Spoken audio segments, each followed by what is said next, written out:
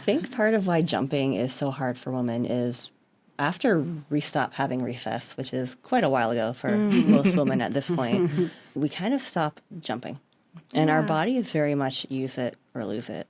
So controlling our pelvic floor with jumping is a landing mechanics thing, and it's like a pelvic floor power thing. And if we never jump, and then we go to a trampoline park where we're jumping really high and really fast, and it's so much fun until suddenly our pants aren't dry anymore.